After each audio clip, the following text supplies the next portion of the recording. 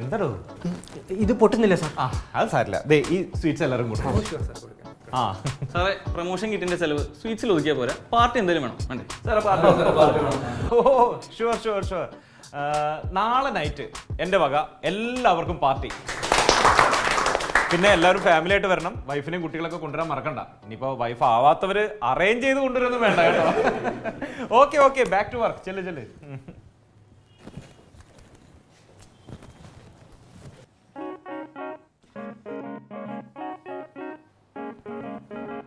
Hello,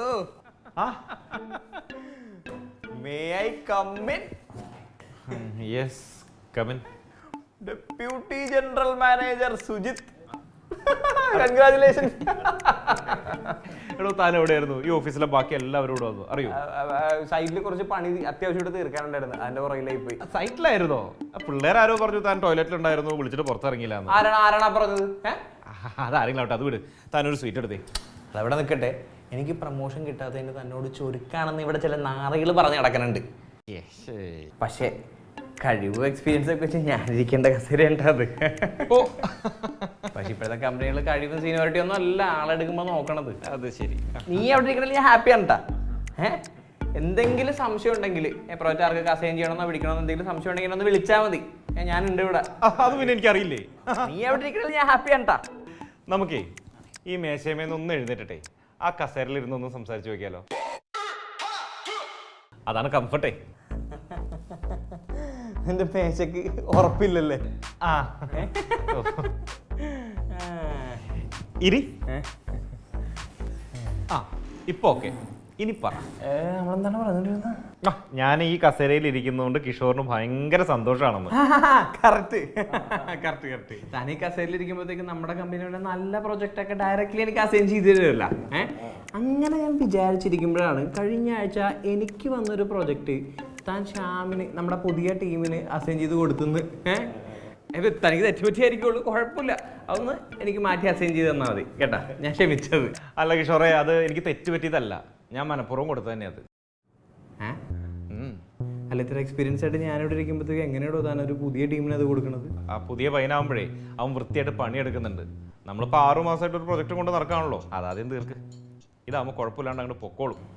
അപ്പൊ പദവി കയറി കാര്യങ്ങളൊക്കെ തീരുമാനിച്ച് കഴിഞ്ഞ് അല്ലേ? നമ്മളോട് കൊടക്കിട്ട് കസേരയിൽ ഞങ്ങൾ ഇരിക്കാൻ പറ്റും തോന്നണ്ട സുഹൃത്തെ. ഫൗണ്ടേഷൻ ഉണ്ടെങ്കിലേ കെട്ടിടം പണിയാൻ പറ്റൂ. നീ ആരാണെന്നാണ് നിന്റെ വിചാരം? എടാ 1000 ചാക്ക് സിമെന്റ് ഇറക്കേണ്ടടുത്ത് പകുതി മെറ്റൽ പൊടി കൊണ്ട് അടിച്ചതാണോ നിന്റെ എക്സ്പീരിയൻസ്? അതോ നല്ല ഹൈ ക്വാളിറ്റി ബ്രിക്സ് ഇറക്കേണ്ട സ്ഥലത്ത് മറ്റേ ചൈനീസ് കട്ട കൊണ്ടുവന്ന് ഇറക്കിയതാണോ നിന്റെ എക്സ്പീരിയൻസ്? എടാ നീ പൂഴ്ത്തിയതും വാരിയതും കോരിയതും സകലത്തിന്റെയും തെളിവ് ഫയൽ ചെയ്ത് എൻ്റെ ഇരിപ്പുണ്ട്. ഇവിടെ അല്ല, വീട്ടില്. ഇത്രയും കാലം ഞാൻ ഈ ഫയല് ബോർഡിന്റെ മുമ്പിൽ സബ്മിറ്റ് ചെയ്യാണ്ടിരുന്നത് നീ പറഞ്ഞ സീനിയോറിറ്റി കൊണ്ടാ. പക്ഷെ കിഷോർ, ഇനിയും നീ ഇതേ കന്നന്തിരിവുകൾ കാണിച്ചുകൊണ്ടിരുന്ന ഞാൻ ഈ ഫയല് ബോർഡിന്റെ മുമ്പിൽ സബ്മിറ്റ് ചെയ്യും. നീ കമ്പനിയിൽ നിന്ന് പുറത്താവും, ചിലപ്പോൾ അകത്താവും.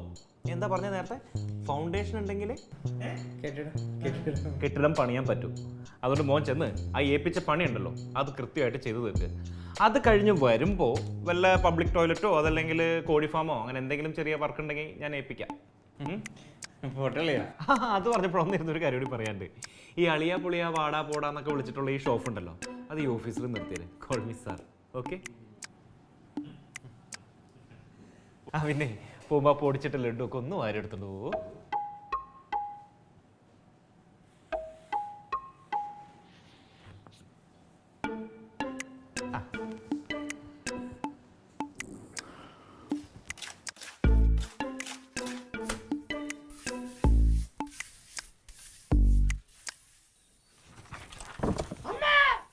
டேய் முத்துச்சாமி, என்னடா அங்க சத்தம்?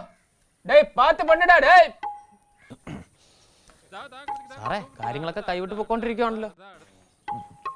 സാറ് മുന്നിലുണ്ടെന്നുള്ള ഒറ്റ ധൈര്യത്തില കേട്ടോ നമ്മൾ ഈ കളിയൊക്കെ കളിക്കുന്നത്. എന്റെ വിഷമം അതല്ല, നമ്മൾ എന്തൊക്കെ പ്ലാൻ ചെയ്തേ. ഇനി ഒരു പ്രശ്നം വന്നാൽ സാർ അകത്തു പോവും. ഞങ്ങളുടെ രണ്ടുപേരുടെ പുറത്തിടുന്ന എന്തോ കാണിക്കാന് അല്ലേ? ആന്നേ. ഹലോ, ആ പണത്തിരിക്കാൻ പോണ ആൾക്കാരുടെ ലിസ്റ്റ് ഒന്ന് തന്നെ. എടാ, അകത്ത് പോണെങ്കിൽ നമ്മൾ എല്ലാരും കൂടി അകത്ത് പോകുള്ളൂ, മനസ്സിലായില്ലേ? ഇനിയിപ്പോ അവന്റെ കയ്യിൽ നിന്നെ കുറിച്ചുള്ള തെളിവില്ലെങ്കിൽ അതിന് ആവശ്യത്തിലധികം എൻ്റെ കയ്യിലുണ്ട്. അത് ഓർത്ത് ഇവിടെ ആരും പേടിക്കണ്ട. പിന്നെ പ്ലാനിങ്ങിന്റെ കാര്യം, അത് ജയിലിൽ നമുക്ക് ഒറ്റ സെല്ല് ഇട്ട് കഴിഞ്ഞാൽ അവിടെ ഇരുന്ന് നടത്താം. പണത്തിരുത്തി തരാം ഞാൻ രണ്ടിനെ. സാറേ,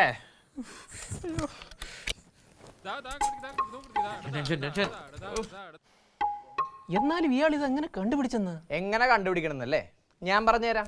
നീയല്ലേ ഈ സൈറ്റ് സൂപ്പർവൈസർ? ആ വാളിൽ നിന്ന് പുറത്ത് തള്ളിക്കണ കമ്പി അത് എന്താവശ്യത്തിനാണ് അവിടെ നിൽക്കുന്നത്? പണി കഴിഞ്ഞ് ഇമ്മീഡിയറ്റ് മുറിച്ച് മാറ്റാൻ പാടില്ലേ? ഓഫീസിൽ നിന്ന് ആരെങ്കിലും ഇൻസ്പെക്ഷന് വന്ന് നോക്കിക്കഴിഞ്ഞാൽ ഒറ്റയടിക്ക് മനസ്സിലാവില്ല അകത്തുള്ളത് മുഴുവൻ ലോ ക്വാളിറ്റി ആണെന്ന്. അതെ സാർ, അതെൻ്റെ പുതിയൊരു ടെക്നിക്കാണ്. എന്ത് ടെക്നിക്ക് കേട്ടോ, ആ തെള്ളി നിൽക്കുന്നത് ഹൈ ക്വാളിറ്റി കമ്പിയാണ്. ആക്ച്വലി അതിനകത്ത് കമ്പിയേ ഇല്ല. പുറത്തുനിന്ന് ഒരാൾ ഇൻസ്പെക്ഷൻ വന്ന് നോക്കുമ്പോൾ അയാൾ കരുതും അകത്തുള്ള ഹൈ ക്വാളിറ്റി കമ്പികളുടെ അതിപ്രസരം മൂലം 1-2 കമ്പികൾ തെളിയിക്കുന്നു. അതിനു വേണ്ടിയിട്ടാണ് അത് അവിടെ വെച്ചേക്കുന്നത്. ബ്രില്യൻ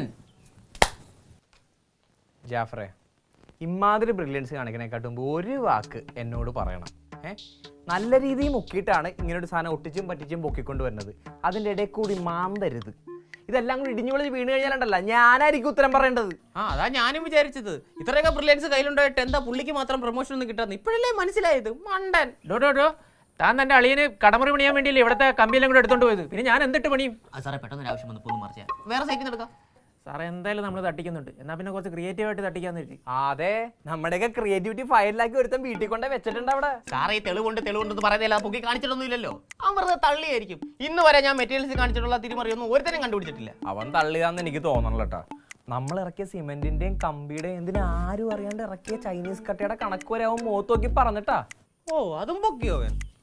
സാറേ ഇത് ഓഫീസിലെങ്ങനെ വരുന്നത് നമുക്ക് ഈസി ആയിട്ട് ചൂണ്ടായിരുന്നു. ഞാൻ തന്നെ എത്ര ഫയൽ കൊടുത്തിട്ടുണ്ടെന്ന് അറിയോ? സാറേ അയാൾക്ക് പിള്ളേരുണ്ടോ? പിള്ളേരൊന്നുമില്ല. എന്തേ? എൻ്റെ ഒരു കിടിലൻ ഐഡിയ ഉണ്ടായിരുന്നു. കിഡ്നാപ്പിംഗ് ആയിരിക്കും സാറേ. ഇങ്ങനെ ഐഡിയ കേൾക്കാൻ നിന്ന് നമ്മൾ റൂം സെറ്റ് ചെയ്യുന്ന തീഹാർ ജയിലിലായിരിക്കും. നിലവിലുള്ള കേസ് വെച്ച് നമുക്ക് നാട്ടിൽ തന്നെ കണ്ണൂരിലോ പൂജപ്പുരയിലോ എവിടെയെങ്കിലും കിടക്കാം. ഒരു കാര്യം ചെയ്യാം, അയാളുടെ വീണ്ടും വാതൊക്കെ ചെന്നിട്ടേ ഫയലേ ഇന്നിറങ്ങി വരാൻ പറയാം. നമ്മുടെ ഫയലല്ലേ, നമ്മൾ വിളിച്ചാൽ എന്തായാലും വരും. അങ്ങനെയാണെങ്കിൽ വിളിച്ചിറക്കി ഒരു ഓട്ടോ കയറ്റിയാൽ കൂട്ടോ. എന്തേ? അതെ, നമ്മൾ അതും ഇതൊന്നും പറഞ്ഞിരുന്നിട്ട് ഒരു കാര്യമില്ല. ഇതിൽ നിന്ന് പുറത്തിറങ്ങാനായിട്ട് എൻ്റെ മനസ്സിൽ ഒരു ഐഡിയ തോന്നണുള്ളൂ. നാളെ അയാൾക്കൊരു പ്രൊമോഷൻ പാർട്ടി ഉണ്ട്. അയാളും ഭാര്യ എന്തായാലും പോകും. ആ ഗ്യാപ്പിൽ കയറി ആ ഫയൽ പൊക്കണം അവിടെ. മോശനോ? സാറേ ഈ വീട്ടിൽ കയറി മുട്ടിക്കാന്നൊക്കെ പറഞ്ഞാൽ എടോ, ഇത്രയും ആളുള്ള സൈറ്റിൽ നിന്ന് നമ്മൾ പല സാധനങ്ങളും മുക്കണില്ലേ? അത്രയും ബുദ്ധിമുട്ടൊന്നുമില്ല ആളില്ലാത്തൊരു വീട്ടിൽ നിന്ന് ഒരു ചെറിയ ഫയൽ പൊക്കാനായിട്ട്. നമ്മൾ ഒന്നിച്ച് നിന്ന് കാര്യങ്ങൾ ഡീൽ ചെയ്ത് കഴിഞ്ഞാൽ സ്മൂത്തായിട്ട് ഈ പ്രശ്നത്തിൽ നിന്ന് ഊരാം. എന്തു പറയണം? കക്ക പൊക്കാം.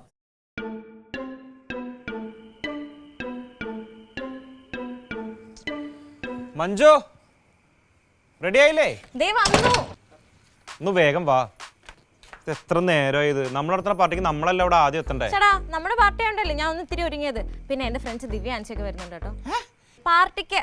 നിനക്കറിയാലോ ഇത് ഞാൻ എന്റെ കൊളീഗ്സിന് മാത്രമായിട്ട് വെച്ചിരിക്കുന്ന പാർട്ടിയാ. എന്റെ ഫ്രണ്ട്സിനെ പോലും ഞാൻ വിളിച്ചിട്ടില്ല.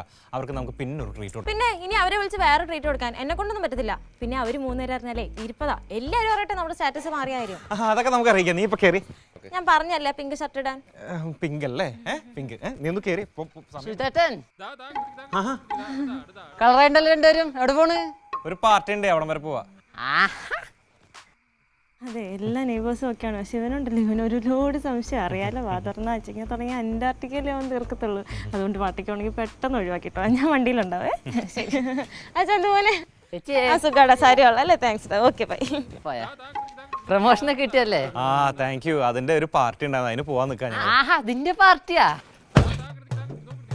ചേച്ചി ചാടി കയറിയുന്നുണ്ടല്ലോ. ആദ്യം എത്താൻ വേണ്ടിട്ടാണ്. ചേച്ചി വെറുതെ കോമഡിയാണ്ട്ടാ.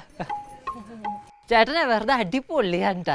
എൻ്റെ അമ്മ എപ്പോഴും പറയും ചേട്ടനെ കണ്ടുപിടിക്കുക, ചേട്ടനെ കണ്ടുപിടിക്കുക, ചേട്ടനെ കണ്ടുപിടിക്കുന്നു. 3 വട്ടം പറഞ്ഞോ? 3 വട്ടോ എപ്പോഴും. അതെ, എനിക്ക് കുറച്ച് തിരക്കുണ്ടായിരുന്നു. ഞങ്ങളൊന്ന് ഞാൻ ചേട്ടൻ്റെ അടുത്ത് കുറേ പറയണം വിചാരിക്കണം. ചേട്ടൻ അറിയാലോ, ചേട്ടൻ എന്നെ കണ്ട കാലം തൊട്ട് ഞാൻ ആ ഫിനാൻസ് കമ്പനിയിലാണ്.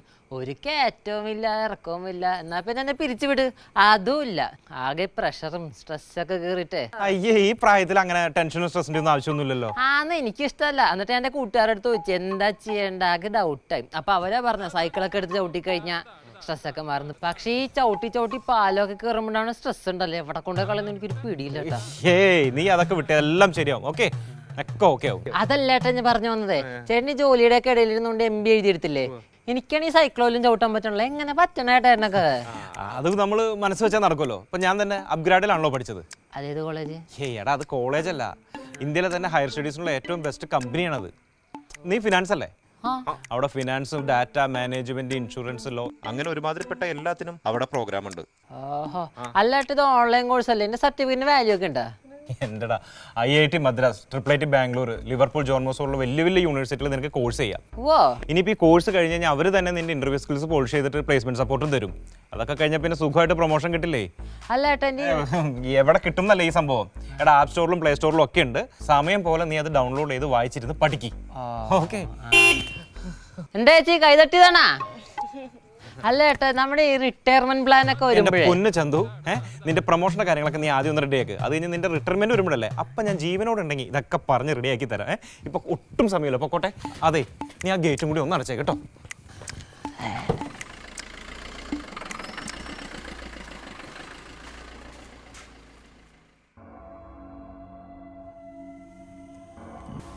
അവർ പോയിട്ടാ നൈസായിട്ട് കയറിയാണ്ട് പണി നടത്തിക്കോ, ഒന്നും പേടിക്കാനില്ല.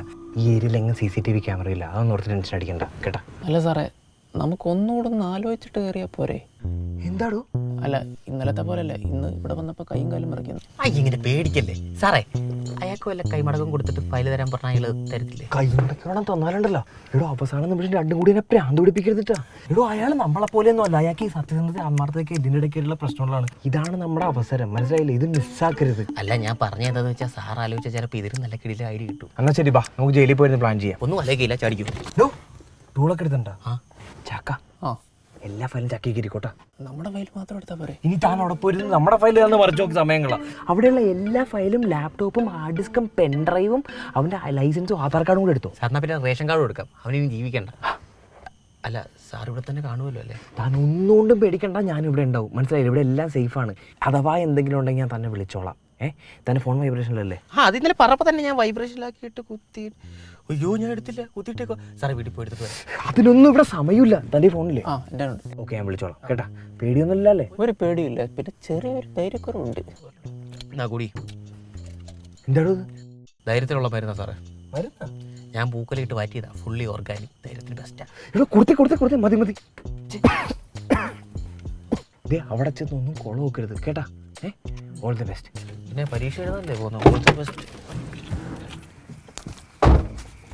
ആർക്കും ഒരു സംശയം തോന്നില്ല, കള്ളന്മാരെ പോലെ പെരുമാറുകയും ചെയ്യില്ല. ആ അതന്നെ തന്നോട് എനിക്ക് പറയാനുള്ളത്. വാ, ആരെങ്കിലും ചോദിക്കുവാണെങ്കിൽ നിന്നെ ട്യൂഷൻ ക്ലാസ്സിൽ നിന്ന് വിളിച്ചോണ്ട് പോകുമെന്ന് പറഞ്ഞാൽ മതി. ഈ രാത്രിയിൽ നൈറ്റ് ക്ലാസ്.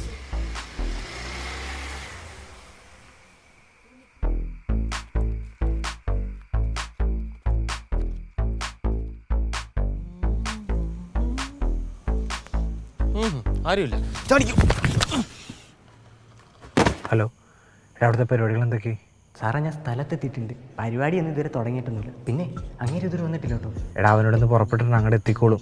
എടാ പിന്നെ പരിപാടിക്ക് എന്തെങ്കിലും ചേഞ്ച് കാര്യങ്ങളുണ്ടെങ്കിൽ അപ്പം തന്നെ എന്നെ വിളിച്ച് അറിയിക്കണേടാ. പരിപാടി അങ്ങനെ ചേഞ്ച് ഒന്നും വരത്തില്ല സാർ. അങ്ങനെ DJ ഒക്കെ അറേഞ്ച് ചെയ്തിട്ടുണ്ട്. എടാ നീ എവിടെ DJ ൻ്റെ ഉള്ളിൽ നടക്കരുത്. എപ്പോഴും അവൻ്റെ മേത്തൊരു കണ്ടാവണം. അവൻ അങ്ങോട്ടോ ഇങ്ങോട്ടോ മൂവ് ചെയ്ത് കഴിഞ്ഞാൽ എന്നെ വിളിച്ച് പറയണം. മനസ്സിലായി നിനക്ക്? അത് ഞാൻ ഏറ്റു. അല്ലെങ്കിലും എനിക്ക് DJ യോടൊന്നും വലിയ താല്പര്യമൊന്നുമില്ല. ഞാനൊക്കെ ഗാനമേളയുടെ ആൾക്കാരാണ്. സാർ ധൈര്യമായിട്ടിരി, ഞാൻ ഏറ്റു. ആ ശരി, നോക്കേ.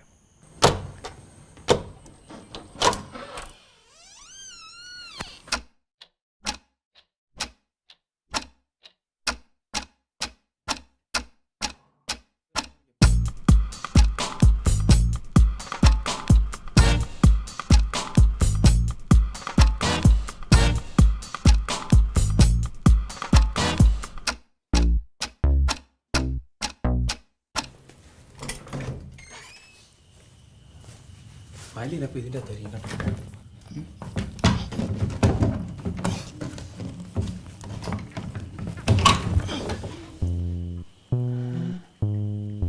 അയ്യോ എന്താണ് ഇത്? ബിവറേജിൽ പോലും ഇല്ലാത്ത ബ്രാൻഡുകൾ. പക്ഷെ കള്ളിൻ്റെ മണമില്ല, എല്ലാത്തിനും എന്തൊരു കുഴമ്പിൻ്റെ മണം. അയച്ചാൽ റഷ്യൻ ബ്രാൻഡ് എങ്ങനെ തൈലത്തിൻ്റെ മണമായിരിക്കും, പക്ഷെ ബെസ്റ്റാ. എല്ലാം കൂടെ പെറുക്കി ചാക്കി കയറ്റിയല്ലോ. ഓ പകുതി കുപ്പിയും കാലി, ഇതൊക്കെ ആരടിച്ച് തീർത്ത്? ഞാനടിച്ച് തീർത്ത്. അതാരും അടിച്ച്?